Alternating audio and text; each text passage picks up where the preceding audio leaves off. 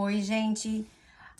Eu vi no TikTok agora esses dias uma massagem relaxante pro rosto. Como eu tenho bruxismo, eu vou testar na mãe pra depois testar em mim pra ver se vai dar certo.